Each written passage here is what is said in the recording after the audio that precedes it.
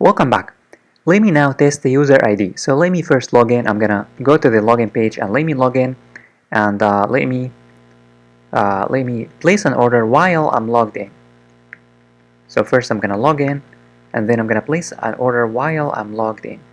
So I'm gonna log in first, and then I'm gonna go back to the website, and then I'm going to add something to cart, and then I'm going to check out, and let me complete the process from scratch.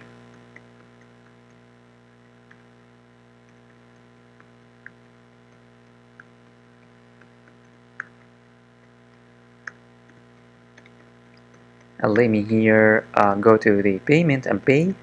So I'm going to click on checkout, and let me here click on PayPal's button, and let me pay now.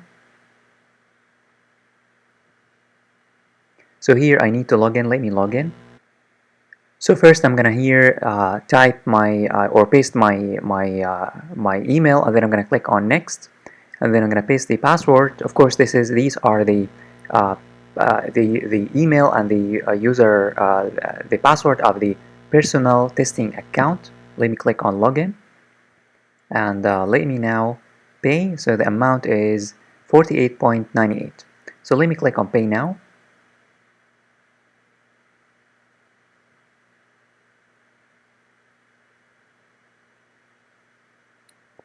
By the way, sometimes this takes some time. If this happens, if this doesn't work, if it doesn't work, you need to close this window, and then you need to click on the PayPal's button one more time. So sometimes this happens. It happens sometimes. Sometimes it works, and sometimes it happens in the testing environment, only in the testing environment. So it happened. So let me here close it, and let me try one more time. I'm gonna click on PayPal's button one more time. Let me here click on pay now. I think this has to do with the cookies, something with the cookies. I'm not sure, but this problem happened a lot. Let me click on pay now, and as you can see here, it took me to the thank you page, and here order ID is 58. Let me now check the database and make sure that my ID has been stored with the order. So let me refresh the order. I'm going to refresh the orders table, and order number, as you can see, order number 58, the user ID is 1. So my ID is 1, and here the amount is 48.98. And if you want to know who this person is, of course, you can check the name, or you can go back to the users table and check who has this ID. So this ID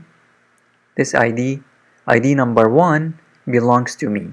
So that way you will know who bought from you. So now we associated the email, the ID, the user ID now is associated with the order ID. That way you will be able to know who bought from you. If a user comes over to your website and buys without signing in, then you will hear the user ID will be 0, which means that the user is just a guest. It means that the user is a guest, and the user doesn't want to create an account, and that's fine. They will just be their ID would be 0. But you can of course know their email and address, so that you will be able to deliver the meals after the complete payment. And of course payments will be stored in the payments table, and here if they paid, here it's gonna say paid. If they make an order and they don't, if they make an order and they did not pay, here it's gonna say not paid yet, or not paid. So now you will know who bought from you, and the ID is associated with the order ID.